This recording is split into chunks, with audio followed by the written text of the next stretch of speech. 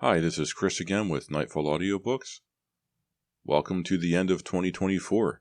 This is your New Year's novel, and it's called The New Year's Party, which is great because I didn't have any idea of what to do for the last book of the year, and I'm going through my list of super chillers that I have left to record, and this came up and I'm like, cool, we're going to do this one now.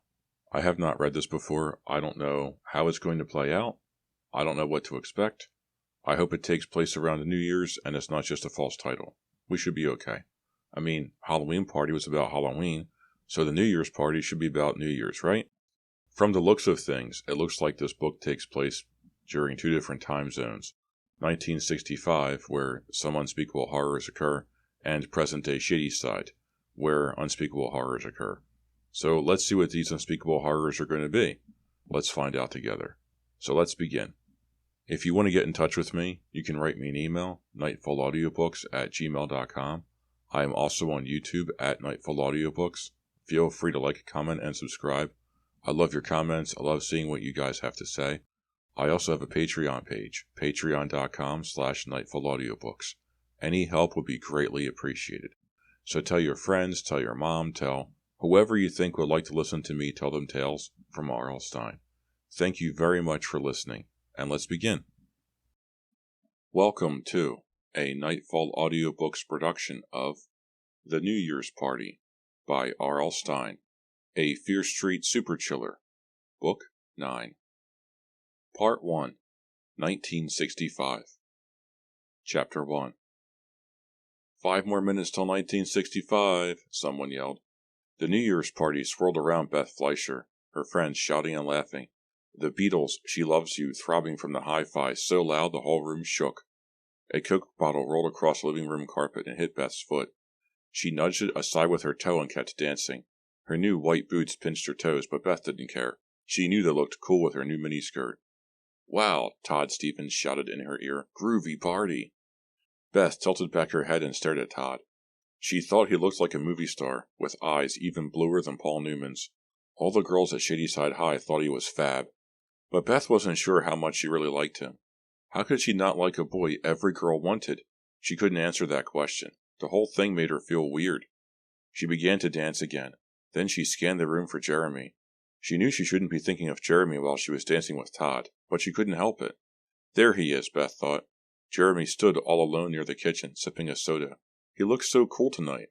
Why doesn't he ask someone to dance? Someone bumped into a floor lamp. It crashed to the floor, but Beth couldn't hear the sound over the music. Karen's parents are going to kill her, she shouted to Todd, trying to be heard over the noise. She glanced around the room. No sign of Karen. Now that Beth thought about it, she hadn't seen Karen for hours. Did she leave? She wouldn't leave her own New Year's party, would she? Karen and Beth were close friends. They spent hours talking about boys and movies and rock music, especially the Beatles. They made up stories about how they went to London to meet the Beatles in person, and all 4 of the rock stars asked them for dates. The hard part was deciding which 2 Beatles to go out with, since all 4 of them were so far out. Beth searched the room again. 2 boys arm wrestled over the coffee table, while their friends cheered them on. Some girls checked out Karen's tall stack of records. A couple Beth didn't know were making out in the corner. But no Karen. Where could she be? 15 seconds, a boy on the other side of the room yelled. 14. 13. Everybody stopped dancing. Someone turned the hi-fi down, and everyone in the room joined in the countdown. 12, 11, 10. Karen has got to make it back in time for midnight, Beth thought. I can't start the year off without my best friend here. 5, 4, 3. Come on, Karen, where are you? Happy New Year! Midnight. Cheers. Horns blowing. Todd pulled Beth to him and kissed her. Happy New Year, Beth. But Beth's mind wasn't on Todd's kiss. She was worried about Karen, and she couldn't stop thinking about Jeremy. He must feel so lonely tonight. No one to kiss on New Year's Eve. Earth to Beth, Todd called. Huh? She replied. Remember me? Todd sounded annoyed. She shifted her attention back to Todd, smiled, trying to act like a girl having a great time on a super date, but her eyes drifted to Jeremy.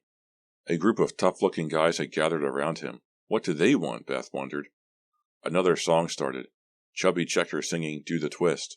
All around Beth, kids started to twist. One girl was really good, smooth and sexy. She flipped her long blonde hair as she moved. Beth wished she could dance like that. Every time she tried to twist, she felt clumsy and stupid. Beth checked out Jeremy again. One of the hoodie-looking boys grabbed Jeremy's Coke and drank it. The other guys laughed. "Have you seen Karen?" Beth asked Todd. "Not for a while," he answered. "The party is going to get totally out of control if she doesn't do something." Todd followed her gaze over to Jeremy. "He's fine. Why do you worry about him so much?" "He's not fine," Beth thought. "I know him better than anyone, and he's definitely not fine." She didn't bother trying to explain her feelings to Todd. Todd nudged Beth and pointed to the stairs. "Want to sit over there?" 4 couples sat on the carpeted steps making out. Jenna Cosgrove had smeared pink lipstick all over Joe Hart's face. Joe didn't seem to notice. Beth felt tempted, but she didn't want to make out in front of the entire party. "Not there," she insisted. "Everybody could watch us." "Nobody's paying attention to them," Todd replied. Before Beth could answer him, a loud burst of laughter distracted her. One of the tough-looking boys had poured a Coke over Jeremy's head. Stand up to him, Beth thought, but Jeremy did nothing. She watched him stumble backward, bumping into a girl. "Hey," the girl snapped, "watch where you're going." Jeremy moved sideways, taking wobbly steps, trying to maintain his balance, but his feet got tangled and he fell, landing next to the food table. Everyone but Beth found Jeremy's awkward fall hilarious, even Todd. Beth saw Jeremy's face turn bright red. "I've got to go to him," Beth decided. She started across the room, but Todd grabbed her hand and pulled her toward the dark den. "No one will see us in there," he urged. She hesitated, gazing back at Jeremy. Todd wouldn't want her to try to comfort him. Jeremy probably wouldn't want her to come over. He'd tell her to mind her own business. Todd tugged on her hand. They squeezed past 2 boys discussing cars. Beth had seen them around school but didn't know them. "I want one of those Mustangs," a taller one said. "A red convertible with a big V8. Oh man, I'd die for one of those." "A Corvette would eat you right up," the other boy responded. "Get serious. All you'd see of my Mustang would be the taillights." A group of kids began singing Auld Lang Syne. No one knew the words, but they knew they were supposed to sing it on New Year's Eve. The record player nearly drowned them out. Roy Orbison singing Pretty Woman. The door burst open. Beth turned, in time to see 2 young men wearing ski masks rush into the room. She saw the ski masks first. Then she saw their pistols. Chapter 2. One of the men pointed his pistol at a girl who was by the record player. "Turn that off," he barked. Roy Orbison abruptly stopped in mid-note. Silence now. Beth couldn't move. She kept her eyes on the pistols, afraid to glance away. "Happy New Year," the other man bellowed. "Everyone against the wall, now." Todd tugged Beth's hand, pulling her against the wall. She could feel her knees trembling. What are they going to do to us, she wondered. "We want your wallets and your watches," one of the intruders announced. Beth unfastened her watch and slid it off. She held it out in front of her and kept her eyes on the ground. She didn't want to draw any attention to herself. Should I give them my earrings too? Beth wondered. She hated to give up the little diamond drops. They had been passed down from generation to generation in her family, always going to the firstborn girl on her 16th birthday. "Hand 'em over," one of the men yelled, interrupting her thoughts. "Try anything stupid, and this guy gets it." Beth jerked her head up. "Jeremy! He's got Jeremy! No," she thought. "Don't hurt him, please." Beth shuddered as the gunman pressed the gleaming barrel of his gun against Jeremy's temple. All the color drained from Jeremy's face. "Please," he whispered, "give them what they want." Beth tried to catch Jeremy's gaze. She willed him to stay calm, do what they ordered. "Don't shoot me," Jeremy begged. "Please don't shoot me." He stumbled forward a step. Beth cried out, "Hey, I told you not to move." The intruder twisted the gun against Jeremy's head. I didn't mean to," Jeremy moaned. "I didn't." "Yes, you did." Jeremy shook his head, his eyes wide with fear. "Everybody pay attention," the robber commanded. "This is an example of what happens when you don't cooperate." Again, he pressed the gun barrel against Jeremy's head. Then he pulled the trigger. Chapter 3.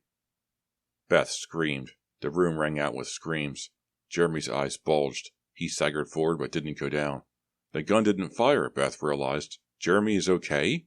The breath she had been holding escaped in a loud whoosh. Everyone stared at the intruders, stunned, afraid to move. Beth frantically scanned the room. No one would try to help Jeremy, she realized. No one could do anything. Then, to her amazement, the intruders pulled off their masks. Huh? Why are they letting us see their faces? Beth asked herself. Are they planning to kill us all? Then Beth recognized them. 2 seniors from Shadyside High. Party crashers. The robbery is all a stupid joke, she realized. A dangerous, dumb joke. The 2 boys laughed gleefully and punched each other's shoulders. Do these guns look real to you? One of them asked. We bought them at a toy store. I knew they were fakes, a girl declared. They looked like plastic. But please give them what they want, a boy imitated Jeremy's terror-filled voice. Please don't shoot me, someone else imitated Jeremy, shaking his whole body. Everyone laughed, except Beth. She saw Karen at the doorway, congratulating the 2 boys. Karen? How could she do that to Jeremy? Beth wondered. She's supposed to be my friend. Karen was in on the whole thing, Beth realized. That's why I couldn't find her at midnight. She was making plans with these 2 creeps. Beth yanked her hand from Todd's. Karen, she screamed. How could you do this to Jeremy? Beth's face felt on fire as her anger raged. Beth, it was just a joke, Karen replied. Something to liven up the party? It's not funny. It was stupid and mean, Beth shrieked. I'll never forgive Karen. Never, Beth thought. One of the boys tossed Jeremy a toy gun. Don't shoot yourself, someone yelled. More cruel laughter. With a furious scowl, Jeremy heaved the gun against the wall. Then he took off, pushing people out of his way as he hurtled to the front door. Beth started after him, but Todd moved in front of her, blocking her path. Hey, where are you going? Todd, you don't understand. I'm tired of being ignored, he declared.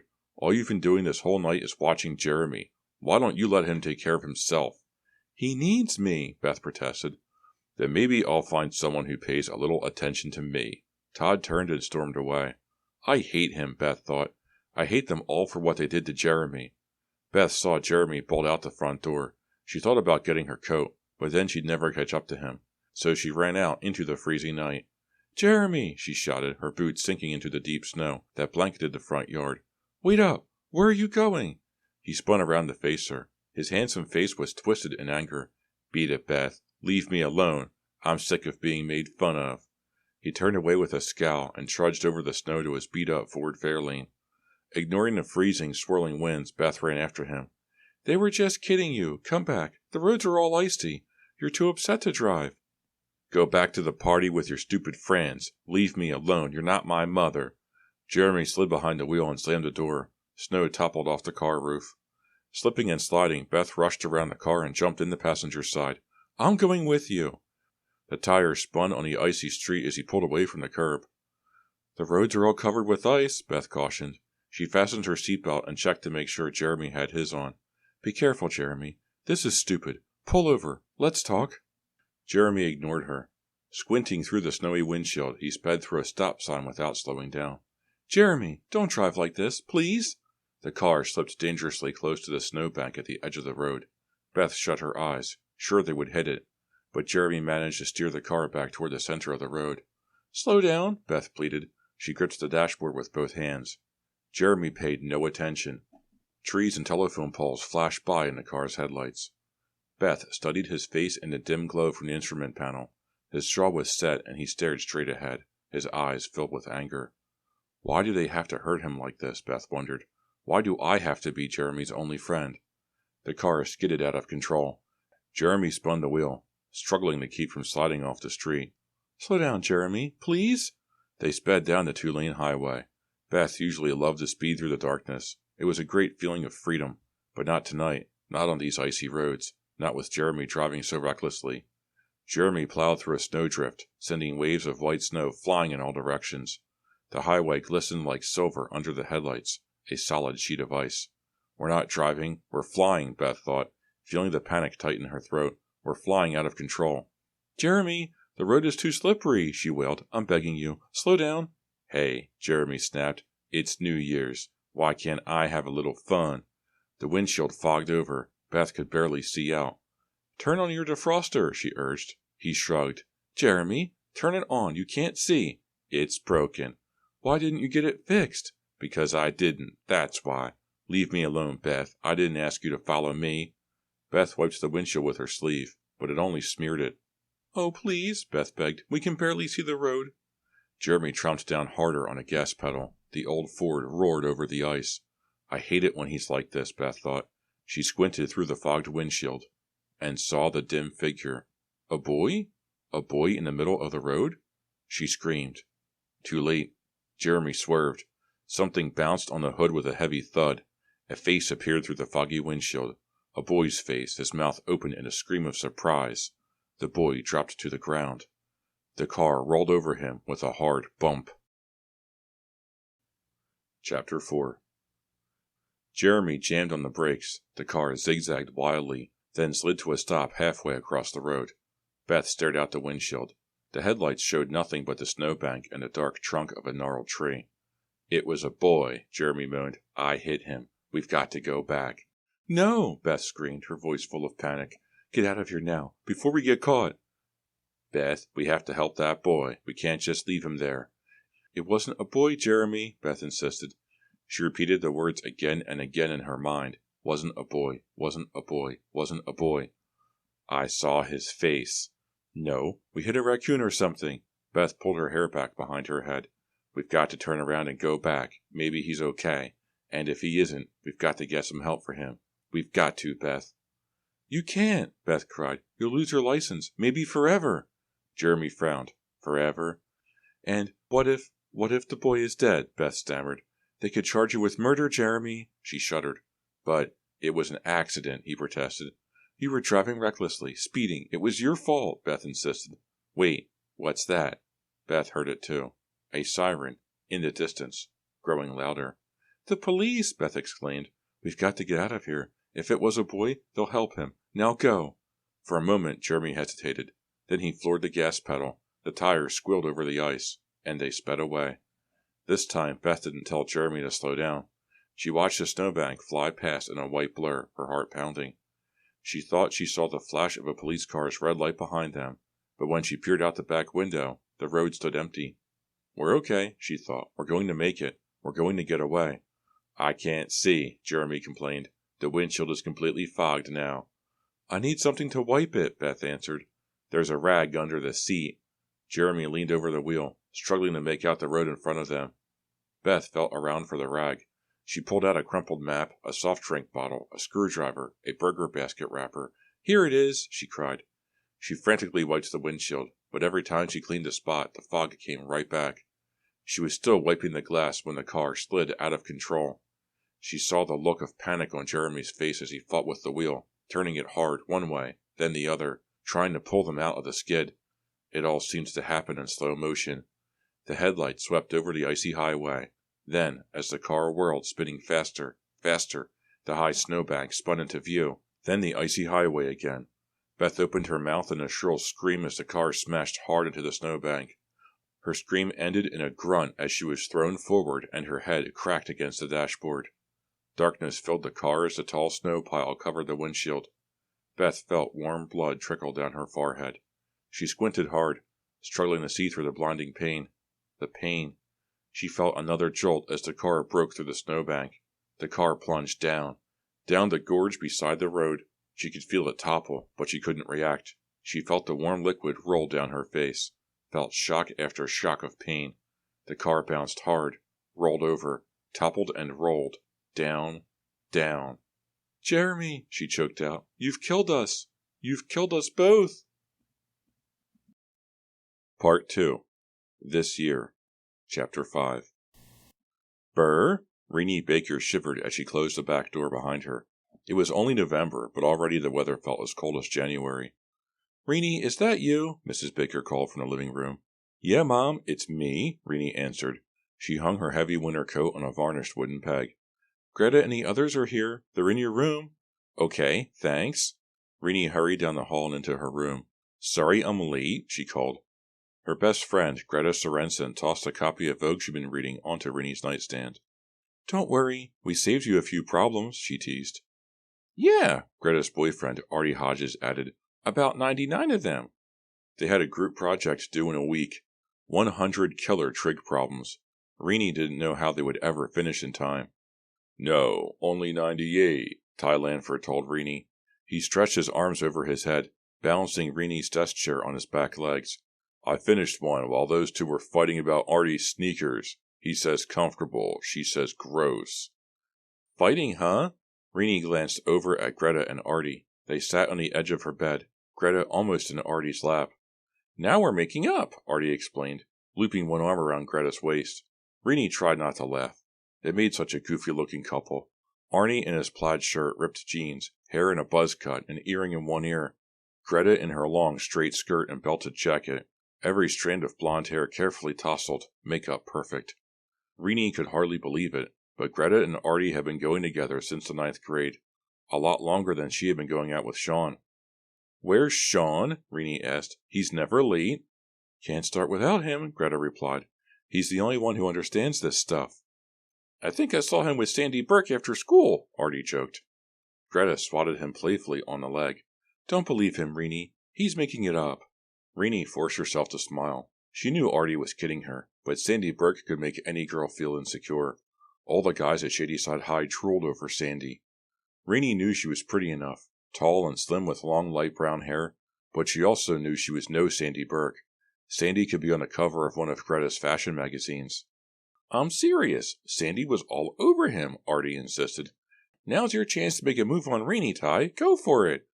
Ooh, Greta exclaimed. You're terrible. Really terrible. He always carries a joke too far, Rini thought. She shot a glance at Ty. He smiled at her, but seemed embarrassed. I bet Ty doesn't know that half the girls in school are dying to go out with him, Rini thought. I wish she could hear them talking about how cute he is. Ty had transferred to Shadyside in September, and he still hadn't asked anyone on a date. Go on, Artie urged Ty. Rini's? Ty, Sean's not working at the Burger Basket today, is he? Rini asked. Ty shook his head. Sean is off till Saturday. We both are. Then why is Sean so late? Rini wondered. Ty let his chair fall back to the floor with a thump. He turned to the trig book open on Rini's desk. He frowned. I finally got to where I understood degrees of angles, he muttered. Now I'm supposed to forget degrees and start using radians. It's a plot, Artie said. All the teachers have secret meetings. They figure out new ways to make us suffer. Trig is an elective, Ty replied. Nobody made us take it. I guess we can't complain.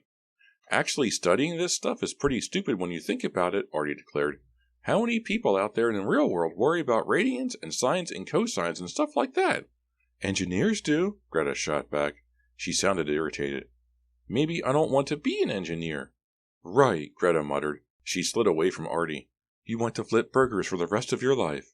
She meant that, Rini thought. She wasn't just teasing. Arnie shoved himself to his feet and strode to the other side of the room. Rini saw the muscles in his jaws tightening. Great, now they're going to start fighting again, she thought. Rini tried to remember if Artie and Greta had always argued this much. She didn't think so. Artie flopped down on the floor across the room from Greta. He stared at the carpet in front of him. Rini checked her watch. They had to get started, Sean or no Sean, if they wanted to get a chunk of their assignment done. Even trig would be more fun than sitting in a room with Greta and Artie giving each other the silent treatment. Rini felt too warm. She wore a heavy sweater over a turtleneck. She pulled the sweater off and started to toss it onto her dresser. Then she heard her mother's voice inside her head. That's no way to take care of your things, Rini. Hang up your clothes properly or they won't last. Okay, Mom, Rini thought as she opened her closet door and searched for a hanger.